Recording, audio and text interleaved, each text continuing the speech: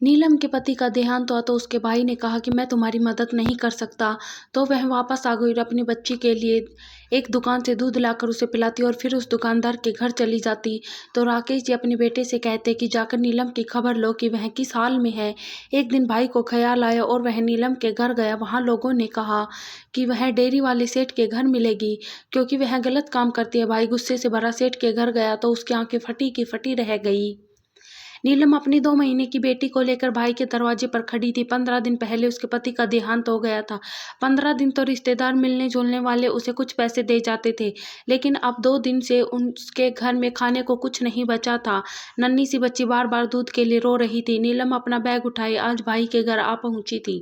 नीलम का भाई अच्छा खासा रुपए पैसे वाला आदमी था। उसने बड़ा शानदार सा घर बना रखा था और घर के बाहर एक बड़ी सी गाड़ी भी खड़ी थी। दरवाजा खुला और उसका भाई अपनी पत्नी के साथ बाहर निकल आया। क्या बात है नीलम, तुम शाम के समय यहाँ क्यों आई हो? अपना बैग भी उठा रखा है? नीलम के भाई ने कड़क स्वर में कहा तो वह बेचारी शर्मिंदा हो गई। मेरे पास रहने के लिए कहीं और ठिकाना नहीं है। कमाने वाला तो मर गया, अब मैं किस तरह अपनी बच्ची को पालूं? नीलम की आंखों से आंसू आने लगे। नीलम लेकिन उसके पहले के भाई जवाब देता। नीलम की भाभी बोली, अगर नहीं संभाले जाते तो बच्चे पैदा ही क्यों करती हो? हमने ठेका ले रखा है तुम्हारी बेटी को पालने का। अपने पति को तो खा गई, अब यहाँ आ गई मेरे घर पर बात करने के लिए। भाभी की बात पर नीलम का दिल धक से रह गया। उसे पता था अगर भाभी अंदर बिठाने पर राजी नहीं हुई तो भाई कभी अंदर घुसने भी नहीं देगा। और यही हुआ। उसने सर झटका और कहा, मेरे घर से पहले ही जगह नहीं है। सब बच्चों के पास एक एक कमरा है, तुम्हें कहाँ ठहराऊं? वापस अपने घर चली जाओ। देखूंगा कभी कभी तुमसे मिलने आ जाया करूंगा। सारी दुनिया की औरतें काम करती है, तुम कोई अनोखी हो जो तुम्हें घर बैठकर खाने के पैसे दे? भाई की बात सुनकर नीलम की आंखों में आंसू आ गए। भगवान के लिए भाई मुझे अंदर आने दो, मेरा कोई और सहारा नहीं। इस मासूम बच्ची को छोड़कर मैं काम पर कैसे जाऊं? नीलम की बात ने तो भाभी के माथे पर बल ही डाल दिया। वह पति को पीछे करके खुद आगे निकल आई। मेरे घर पर नजर रखने की बिल्कुल जरूरत नहीं है। हम खुद बड़ी मुश्किल से अपने बच्चों को पाल रहे हैं। अगर नहीं पाले जाते तो अनाथ आश्रम में फेंक दो और खुद जहां मर्जी हो वहां निकल जाओ, लेकिन आगे से हमारे सर खाने मत आना। चलो निकलो यहाँ से। नीलम की भाभी ने उसे हाथ से धक्का दिया और उसका भाई पीछे खड़ा आराम से उसे देखता रहा।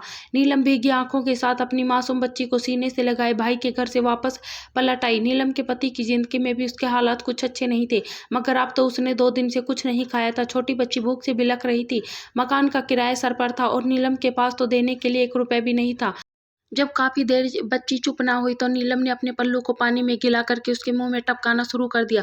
बच्ची समझी कि फिर डर। कुछ देर तक तो वह पीने की कोशिश करती रही, लेकिन फिर भी बिलख कर रोने लगी। नीलम से अपनी बेटी की यह हालत देखी नहीं जा रही थी। तंग आकर वह घर से बाहर निकल आई। मोहल्ले में एक ही बड़ी दुकान थी दूध की। उसका पति भी अपनी जिंदगी में उसी दुकान से बच्ची के लिए दूध लाया करता था। नीलम दुकान पर गई तो मोटे से सेठ विक्रम ने सर से पैर तक नीलम को देखा। कितने का दूध चाहिए उसने पूछा तो नीलम ने शर्मिंदगी से आंखें झुका ली। मेरे पास पैसे नहीं, लेकिन मेरी बच्ची भूखी है इसलिए मुझे दूध चाहिए। नीलम कहा तो पहले तो वह उसे देखता रहा, फिर उसने नीलम से एक ऐसी बात कही जिसे सुनकर नीलम सर से पैर तक कांप कर 2 कदम पीछे हट गई। सेठ विक्रम मुस्कुराने लगा। अगर ऐसा नहीं करना तो बच्ची के लिए दूध भी नहीं मिलेगा। जाओ, जहां से लेना है जाकर ले लो, उसने कहा तो नीलम बेबसी के मारे एक बार फिर रोने लगी। घर में छोटी सी बच्ची को तड़पता हुआ छोड़कर आई थी। दूध लिए बगैर घर जा नहीं सकती थी। ना चाहते हुए भी उसने सेठ विक्रम की बात मान ली। वह बड़े अंदाज से मुस्कुराए और उसने दूध बांधकर नीलम के हवाले कर दिया। आधे घंटे बाद आ जाना, उसने कहा तो नीलम मरे मरे कदमों से दूध लेकर घर वापस आ गई। घर आते ही उसने यह दूध फीडर में डालकर अपनी बच्ची को पिलाए। बच्ची दूध पीकर आराम से सो गई, मगर नीलम की आंख आंसू से भीग पड़ी थी। उसे पता था आधा घंटा गुजर चुका है। सेठ का दिया हुआ समय शुरू हो गया। उसने दिल पर पत्थर रखा और बच्चे को उठाकर घर से बाहर निकल आई। कुछ ही देर के बाद वह सेठ विक्रम के बड़े से घर के सामने खड़ी थी। दरवाजा खुला और वह अंदर चली गई।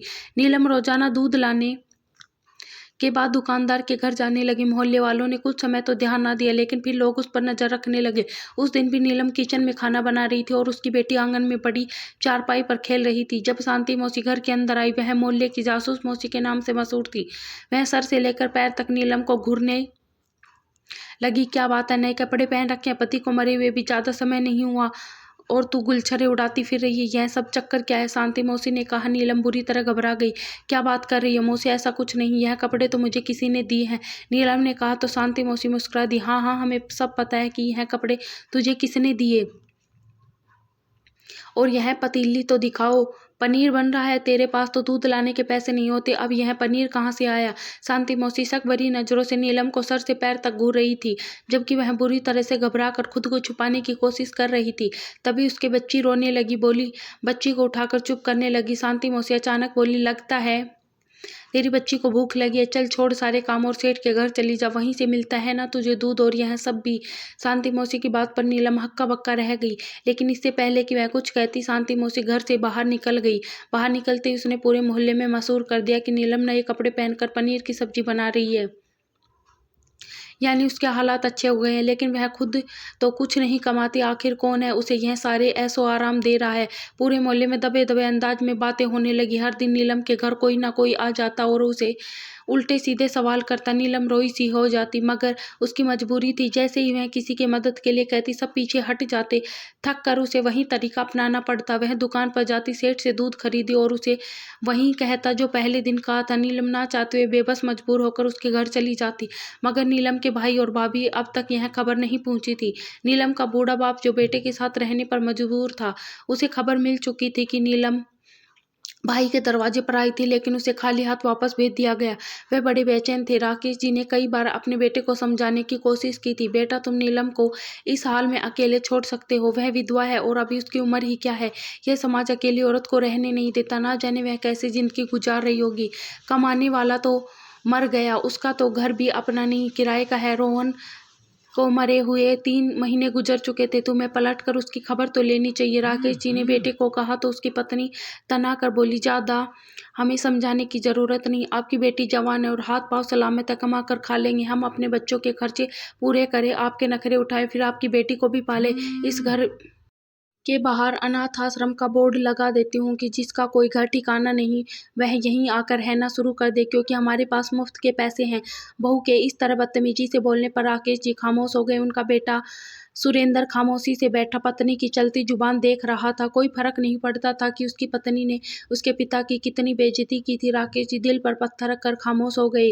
अगर वह मजबूर ना होते और चल फिर सकते तो कब के अपनी बेटी का हाल मालूम करने चले जाते, लेकिन मजबूरी तो यह थी कि वह व्हीलचेयर के होकर रह गए थे। एक दिन नीलम सुबह के समय बच्ची का दूध लेकर वापस आई, जल्दी जल्दी अपने काम निपटा रही थी। उसे सेठ विक्रम के घर जाना था। अभी वह काम कर ही रही थी जब मोहल्ले के 3-4 औरतों उसके घर में चली आई। नीलम उन्हें देखकर बुरी तरह से घबरा गई, मगर वह आम से अंदाज में होकर नीलम से हालचाल पूछने लगी। नीलम परेशान होकर बार बार घड़ी को देख रही थी।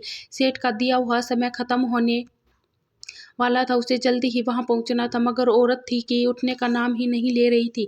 क्या बात है, नीलम तो बड़ी परेशान नजर आ रही है, क्या कहीं जाना है? एक औरत ने पूछा तो नीलम बेबसी से हाथ मसलने लगी। उन्हें बता भी नहीं सकती थी और छुपा भी नहीं सकती थी। तभी दूसरी औरत बोली, अरे तुझे पता नहीं क्या, रोजाना तो यह इस समय सेठ विक्रम के घर जाती है, जहाँ कोई जरूरी काम होता होगा ना, उसका बेचारी इस काम के सहारे तो जी रही है। देख नहीं रही घर में नई कैसी नई नई चीजें नजर आ रही हैं, कोई तो है जो यह सारी मेहरबानी इसके ऊपर कर रहा है। दूसरी औरत की बात पर सभी सर हिलाते हुए नीलम को घूरने लगे। नीलम का दिल जोर जोर से धड़कने लगा। उसे उन औरतों की बातों से कोई फर्क नहीं पड़ता था, उसे तो बस पता था कि अगर जरा सा भी ऊपर हुआ तो क्या हो जाएगा। अचानक वो खड़ी हुई, आप लोग फिर किसी और समय आइएगा, अभी मुझे कहीं जरूरी काम से जाना है, नीलम ने कहा तो और तेज अंदाज में मुस्कुराने लगी। हाँ हाँ बहन, हमें पता है कि हम तेरा धंधा चौपट कर रहे हैं, लेकिन यह गलत काम इस मोहल्ले में रहते हुए नहीं हो सकता। तुझे अपना यह घटिया काम चलाना है तो कहीं दूर निकल जा। आज ही बात करते हम अपने आदमियों से, यह शरीफ लोगों का मोहल्ला है, तुम जैसी धंधे वाली औरतों का नहीं। भगवान से डरो, पति को मरे हुए अभी 4 दिन ना हुए कि तुझे अपनी ही जवानी नहीं संभाली जा रही। औरत एक दूसरे से कहते हुए घर से बाहर निकलने लगे, जबकि नीलम का दिल डूब गया था इन औरतों की बातों से। उसे जैसे पाताल में धकेल दिया था। वह वहीं आंगन में बैठकर फूटकर रोने लगी, लेकिन उसके पास इतना समय भी नहीं था। घड़ी में टाइम देखते ही वह घबरा कर उठी। अगर कुछ पल भी और देर हो जाती तो अच्छा ना होता। जल्दी से वह बच्ची को उठाकर घर से बाहर निकल आई। सेठ विक्रम के दरवाजे पर खड़े वह बार बार बेल बजाने लगे। काफी देर के बाद दरवाजा खुला। नीलम घबरा रही थी, इसलिए जल्दी से अंदर चली गई। दरवाजा बंद हो गया। उस रात नीलम बहुत परेशान से हालात में अपनी चारपाई पर लेटी थी, क्योंकि आज जब वह वापस आ रही थी तो मोहल्ले के कई आदमी उसे घूर कर देखते हुए सीटियां बजा रहे थे और वह एक दूसरे से कह रहे थे कि अब नीलम का कोई ना कोई इलाज तो करना ही होगा। अगले दिन वह सेठ विक्रम की दुकान पर जाने लगी। गली का मोड़ मुड़ते ही वह बुरी तरह से चौंकी। साथ वाली गली का रंजन मुंह में सिगरेट दबाए सामने खड़ा था। जैसे ही नीलम पास से गुजरने लगी, उसने हाथ बढ़ाकर नीलम की कलाई पकड़ ली। कहाँ जा रही है? सेठ के घर जाने की तुझे इतनी जल्दी होती है कि बाकी किसी को नजर भर कर देखती ही नहीं? हमें भी खड़े हैं रास्ते में, हमें भी देख लिया करो, उसने नीलम को छेड़ते हुए कहा तो नीलम सर से लेकर पैर तक कांप गई। मेरा हाथ छोड़ो, मुझे अपने बच्ची के लिए दूध लेना है, देर हो रही है, बच्ची भूखी है, नीलम ने कहा तो रंजन जोर से हंस पड़ा। अरे सच सच बता कि बच्ची है या तो खुद भूखी है? बच्ची की भूख की आड़ में अपना धंधा चला रही है। विक्रम सेठ कैसा आदमी है यह तो सारा मोहल्ला जानता है। बता क्या चाहिए? रुपया, पैसा, दौलत, जेवर, यह सब कुछ लेने जाती है ना? उधर तू जैसी जवान लड़के के लिए तो यह सब कुछ कुर्बान कर सकता हूँ। रंजन का सवर और अंदाज दोनों ही बदमाशों वाले थे। नीलम डरने लगी। भगवान के लिए मेरा रास्ता छोड़ दो, मेरी मासूम बच्ची घर में रो रही है, मुझे उसके लिए दूध लेकर जाने तो नीलम बिलक बिलक कर रोने लगी तो रंजन का सारा मूड ही खराब हो गया। उसने उसका हाथ दबाया। नीलम के होठों से जाने के एक चीख निकली और उसने जोरदार धक्का दिया, रंजन को दूर गिरा दिया। रंजन के मुंह से एक गाली निकली। वह तुरंत उठने लगा, लेकिन नीलम ने नीचे पड़ा हुआ पत्थर उठाकर उसकी ओर फेंक कर मारा था। पत्थर नुकीला था, रंजन के सिर में लगा तो वहां से खून का फव्वारा छूट पड़ा। उसके मुंह से गालियों का एक तूफान निकलने लगा। वह नीलम को पकड़ने के लिए लपका, मगर नीलम अपने आप को संभाले उल्टे पैरों वापस अपने घर की ओर भाग खड़ी हुई। घर पहुंचते ही उसने जल्दी से दरवाजा बंद कर दिया और फूली सांसों पर काबू पाने की कोशिश करने लगी। आज वह बुरी तरह से डर गई थी। छोटी सी बच्ची बिलख कर रो रही थी। आज तो वह उसके लिए दूध भी ना ला सकी। नीलम को दोबारा घर से निकलते हुए डर लग रहा था। वहीं दीवार से टेक लगाए फुट फुट कर रोने लगी। अपना पति तो उसे याद आता ही था, लेकिन इसे रह रहकर अफसोस हो रहा था कि काश उसका भाई उसे अपने घर में रहने के लिए जगह देता तो उसे यह सब कुछ न सहना पड़ता। ना जाने कितनी देर तक वहीं बैठी रोती रही, मगर छोटी बच्ची के रोने की आवाज़ से उठ खड़ी हुई। बाहर निकलने की तो उसके अंदर हिम्मत न थी। यूं ही इधर उधर फिरते हुए बच्चे को चुप करने लगी। लेकिन सेठ के घर जाने का समय हो रहा था। उसे पता था एक दिन भी ना गई तो उसे क्या कुछ भुगतना पड़ता है। मजबूर होकर वह कुछ देर बाद अपने घर से बाहर निकल आई। बाहर रंजन कहीं दिखाई नहीं दे रहा था। वह लपक कर विक्रम सेठ की दुकान पर जा पहुंची। क्या बात है, आज बड़ी देर से आई है तू? तुझे पता नहीं क्या टाइम हो गया? अब पता है ना देर करने का नतीजा क्या होता है? विक्रम सेठ ने गहरी नज़र उस पर जमाते हुए कहा तो नीलम घबरा गई। माफ़ करना सेठ, आगे से मैं देर नहीं करूंगी, उसने कहा और जल्दी से दूध का पैकेट पकड़े वापस अपने घर आ गई। बच्ची को फीडर बनाकर दिया, तब जाकर वह चुप हुई। दूध पीकर नीलम की बेटी तो सो गई। वह उसे उठाकर घर से बाहर निकल आई। अब वह सीधा विक्रम सेठ के घर की ओर चल रही थी। आज मोहल्ले में कुछ ज्यादा ही भीड़ थी। हर कोई उसे घूर घूर कर देख रहा था। कोने पर कुछ औरतें खड़ी उसे घूर रही थी, मगर नीलम को पहले ही देर हो चुकी थी। उसने किसी पर भी ध्यान दिए बगैर जल्दी से जाकर सेठ के घर की बेल बजा दी और अंदर जाकर दरवाजा बंद कर लिया।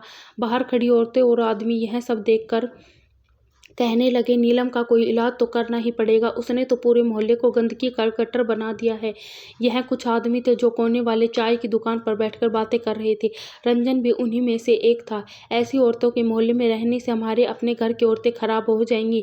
वह कल कोई यही धंधा करना शुरू कर लेंगी। अच्छी यही है कि इसे धक्के मार कर यहाँ से निकाल दो। रंजन ने लोगों को पूरी तरह से भड़का दिया था और वह सब पूरा इरादा बना चुके थे कि कुछ दिन में नीलम को धक्के मारकर उसके घर से बाहर निकाल देंगे। इन लोगों में नीलम का मकान मालिक भी शामिल था। अब अगर वही नीलम को निकालने की बात करता तो नीलम वहां कैसे रह सकती थी? नीलम इन सारी बातों से अनजान थी। नीलम के भाई का घर दूसरे इलाके में था, वहां अभी तक कोई खबर ना पहुंची थी, मगर राकेश जी बहुत परेशान थे। वह जब भी सोते उन्हें अपनी बेटी की रोती हुई सूरत सपने में दिखाई देती। एक दिन उनकी हिम्मत जवाब दे गई। बहू अपने मायके गई हुई थी, मौका अच्छा था, वह अपनी बेटी से बात कर सकते थे। बेटा तू कितना कठोर दिल हो गया है, तूने अपनी विधवा बहन को घर में घुसने ही नहीं दिया, लेकिन तू कम से कम जाकर उसका हाल चाल तो मालूम कर ही सकता है, कुछ रुपए उसके हाथ पर रख सकता है। उन्होंने कहा तो सुरेंद्र ने सर हिला दिया। मेरे पास फालतू पैसे नहीं है, मैं क्यों लेकर जाऊं? उसने कहा तो राकेश जी की आंखों में आंसू आ गए। उन्होंने अपने कुर्ते की जेब टटोली और सौ के कुछ नोट निकाल कर सुरेंद्र के हाथ पर रख दिए। मैं खुद वहां जा सकता तो जरूर चाहता, लेकिन मेरी तरफ से पैसे दे आ, शायद उसे आवश्यकता हो। सुरेंद्र ने रुपए हाथ में पकड़े और उसे थोड़ी सी शर्म आने लगी, लेकिन उसने अपने पास से पैसे मिलाए बगैर उसने वहीं 400 रुपए जेब में से डाले और घर से बाहर निकल आया। पता करता हूँ पापा, आप भी पीछे ही पड़ जाते हैं, उसने गुस्से में कहा। नीलम का मोहल्ला थोड़ा दूर था। वह घर से निकल आया। जैसे ही वह मोहल्ले में पहुंचा तो दुकान पर बैठे 4-5 आदमियों ने चौंक कर उसके ओर देखा। अरे, यह तो उस लड़की का भाई है, वही नीलम जो हमारे मोहल्ले को खराब कर रही है। यह एक आदमी की आवाज थी जो सुरेंद्र के कानों में पड़ी तो वह चौंक उठा। नाम तो उस आदमी ने उसकी बहन का ही लिया था। उसने अनदेखा कर दिया और सीधा नीलम के घर जा पहुंचा, मगर दरवाजे पर तो ताला पड़ा था। वह परेशान हो गया, ताले को देखते हुए दाएं बाएं देखने लगा। नीलम का तो और यहाँ कोई रिश्तेदार भी ना था, वह कहाँ गई होगी। अभी सुरेंद्र इसी सोच में था कि उसके कंधे पर किसी ने हाथ रखा। क्या बात है भाई, यहाँ क्यों खड़े हो? इस टाइम तो तेरी बहन अपने धंधे पर होती है, तुम गलत टाइम पर आ गए हो। वह तो कुछ घंटे बाद वापस आती है, तभी तो उसके घर का चूल्हा जलता है। रंजन की आवाज पर सुरेंद्र का दिमाग उलट गया। वह एकदम पलटा। यह क्या बकवास कर रहे हो? मेरी बहन ऐसी नहीं है, उसने कहा तो रंजन जोरदार आवाज में हंस पड़ा। उसके साथ खड़े हुए 3-4 बदमाश टाइप के लड़के भी हंसने लगे। अरे भाई, तू तो आज आया, हम तो रोज यह तमाशा देखते हैं। तेरी बहन का कोई कमाने वाला नहीं, लेकिन घर में ऐसो आराम बढ़ते जा रहे हैं। वह रोजाना सेठ विक्रम की दुकान से मुफ्त दूध लाती है, उसके बदले सेठ के घर पर घंटे बाद वापस आती है। अब वह वहां आरती करने तो जाती नहीं होगी। लड़के एक बार फिर हंसने लगे तो सुरेंद्र का खून खोल उठा, उसके गाल लाल पड़ गए। कहाँ है सेठ विक्रम का घर? मुझे अभी और इसी समय वहां ले चलो, उसने कहा तो सब लड़के उसे रास्ता दिखाने लगे। थोड़ी ही देर के बाद वह उसे लेकर सेठ विक्रम के घर पहुंचे थे। सेठ विक्रम का घर बड़ा सा था। अंदर नौकरों के काम करने की आवाज आ रही थी। दरवाजा भी खुला था। सुरेंद्र ने न आओ देखा न ताओ दरवाजा खोलकर अंदर चला गया। उसका दिल चाह रहा था कि नीलम उसे दिख जाए तो वह उसका कत्ल ही कर दे। उसे इतना गुस्सा आ रहा था कि उसकी बहन इतनी गलत कामों में लग गई थी कि उसे शर्मिंदगी का कारण बन गई थी। सेठ विक्रम के बड़े से घर के सामने तो कोई नजर नहीं आ रहा था, लेकिन आवाज ही तो सुनाई दे रही थी। सुरेंद्र के पीछे पीछे मोहल्ले के कई आदमी भी अंदर आ गए थे। वह सब के सभी इस चक्कर में थे कि आज नीलम को रंगे हाथों पकड़ ही लेंगे। मोहल्ले के आदमियों को सेठ विक्रम पर भी बहुत गुस्सा था और उसकी धन दौलत उनसे बर्दाश्त नहीं होती थी, इसलिए उन सब का पक्का इरादा था कि आज विक्रम और नीलम को रंगे हाथों पकड़ते ही वह पत्थरों से उन्हें मार मार कर लहू लुहान कर देंगे। तभी सुरेंद्र चौंक कर एक कमरे के बंद दरवाजे के सामने उसे नीलम का जूता दिखा। अरे, यह तो सेठ विक्रम का कमरा लग रहा है, जरूर तेरी बहन अंदर ही है। रंजन ने सुरेंद्र को और गुस्सा दिलाया तो उसका खून खोलने लगा। उसने आगे बढ़कर एक जोरदार लात दरवाजे पर मारी तो दरवाजा खुल गया, मगर सामने का दृश्य देखते ही सुरेंद्र के पैरों के नीचे से जमीन निकल गई। न सिर्फ सुरेंद्र बल्कि उसके साथ आए हुए बाकी आदमी भी हक्का बक्का खड़े रहे थे। उन्हें यह सब कुछ देखने की तो उम्मीद ही नहीं थी। सामने नीलम नजर आ रही थी, लेकिन वह भी बड़ी बड़ी आंखों से अपने भाई को देख रही थी। उसे विश्वास नहीं आ रहा था कि भाई इस तरह अचानक आ पहुंचेगा। नीलम बिस्तर पर थी, मगर वह अकेली ना थी। बिस्तर पर कोई और भी लेटा था। वह एक बूढ़ी औरत थी। वह सेठ विक्रम की बूढ़ी माँ थी, जो काफी समय से हिलने डुलने और हरकत करने से लाचार हो चुकी थी। लकवा के कारण उनके लिए अपना एक हाथ भी हिलाना संभव ना था। इस समय नीलम ही उनके मुंह में पतली दाल के छोटे छोटे चमचे डाल रही थी। पास रखी हुई पानी की बाल्टी से लग रहा था कि कुछ देर पहले नीलम ने नहला धुलाकर उनके कपड़े बदले हैं। नीलम हैरान थी कि उसका भाई इस तरह बगैर बताए कैसे आ गया। वह सीधा सेठ विक्रम के घर के अंदर कैसे आ घुसा? सुरेंद्र को एहसास हो रहा था कि जो कुछ उसे बताया वह सही नहीं है। उसने पलटकर आदमियों की ओर देखा। वह भी शर्मिंदगी से बदले झांक रहे थे और तभी अंदर कमरे से सेठ विक्रम निकल आया। उन सबको यहाँ खड़े देखकर वह बुरी तरह से चौंका। तुम सब लोग यहाँ क्या कर रहे हो? बगैर पूछे मेरे घर के अंदर कैसे चले आए? सेठ विक्रम ने कड़क स्वर में कहा तो रंजन आए बाएं इशारा करने लगा। हमें तो यह आदमी लेकर आया है, यह नीलम का भाई है। इसे लगता है कि नीलम यहाँ पर कोई गलत काम करती है। रंजन ने सारा बवाली सुरेंद्र के ऊपर धर दिया। उसने घबराकर उन लोगों की ओर देखा। सेठ विक्रम अब खा जाने वाली नजरों से उसे देख रहा था। वह विधवा बहन जिंदा है या मर गई, इस बात का पता करने का आखिर समय मिल ही गया, और आया भी है तो शक करते हुए कि बहन कोई गलत काम करती हुई पकड़ी जाए तो तू उसे जान से मार दे। यही बात है ना? सेठ विक्रम ने गरज कर कहा तो सुरेंद्र का शरीर हिल गया। सेठ विक्रम के चेहरे पर घृणा फैल गई। शर्म आनी चाहिए। अब जब तेरी बहन पहली बार मेरी दुकान पर दूध मांगने आई थी, उसकी बच्ची घर में भूखी थी और उसके चेहरे से लग रहा था कि वह कितनी ज्यादा मजबूर है। देने के लिए उसके पास 1 रुपए भी ना था। मैंने उसी दिन सोच लिया कि इस औरत की मदद जरूर करूंगा। मैं उसे साफ कह दिया कि भीख मांगने की बजाय अच्छा है कि मेहनत कर ले। मेरी माँ बूढ़ी और लकवा की मरीज है और उसका ख्याल रखने के लिए मेरे घर में और कोई नहीं। मेरी पत्नी मर चुकी है, बच्चे अपनी अपनी जिंदगी में मगन है। ऐसे में मुझे औरत की जरूरत थी जो मेरी माँ का किसी बेटी की तरह ख्याल रख सके।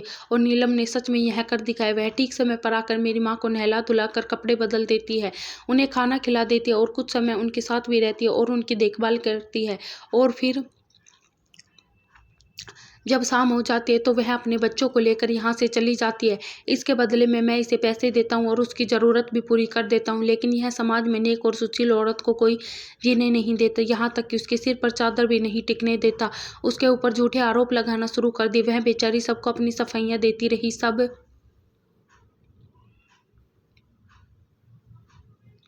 लोग मुझसे डरते हैं, इसलिए किसी ने मेरे घर आकर पूछने की कोशिश नहीं की। अगर नीलम अक्सर मोहल्ले वालों की झूठी बातों पर फकर रोने लग जाती, लेकिन वह मजबूर है क्योंकि उसे पैसों की जरूरत है, इसलिए यहाँ आना भी नहीं छोड़ सकती थी। सेठ विक्रम की बात पर सुरेंद्र शर्म से पानी पानी हो रहा था। न सिर्फ वह बल्कि उसके साथ आए हुए मोहल्ले के वह सब आदमी जो नीलम पर गलत आरोप लगाते थे, वह भी बहुत शर्मिंदा हो रहे थे। जबकि नीलम अपने आंसू साफ कर रही थी, अचानक ही सेठ विक्रम बोला, तुम सब लोगों को एक अच्छी औरत को बदनाम करने में कोई कसर नहीं छोड़ी। अब अच्छा यही है कि जब नीलम का भाई यहाँ है तो मैं तुम्हारे सामने नीलम को शादी करने का प्रस्ताव रखता हूँ, ताकि कम से कम एक विधवा औरत को सहारा तो मिल जाए और मुझे भी एक अच्छी औरत का साथ मिल जाएगा। मेरी माँ का ख्याल रखने वाली एक औरत भी इस घर में आ जाएगी। सेठ विक्रम की बात पर नीलम की आंखें हैरत के मारे फैल गई, जबकि सुरेंद्र खुद हैरान था। सेठ विक्रम अच्छा अमीर आदमी था और शरीफ भी था। भला सुरेंद्र को क्या आपत्ति हो सकती थी। वह उल्टे पैरों घर गया और बाप को सब बता दिया। राकेश जी को भला क्या आपत्ति हो सकती थी। वह तो खुश थे कि बेटी का घर दोबारा बस गया। उन्होंने अपने सामने नीलम और सेठ विक्रम की शादी करवा दी। नीलम अपनी जिंदगी के बदले जाने पर बहुत हैरान थी। वह तो बस अपना कर्तव्य पूरा कर रही थी, लेकिन अब वह सेठ विक्रम के घर के बराबर की हिस्सेदार थी। जिंदगी ने उसे मुश्किल दिन दिखाए थे, उसके अब अच्छे दिन भी उसका इंतजार कर रहे थे।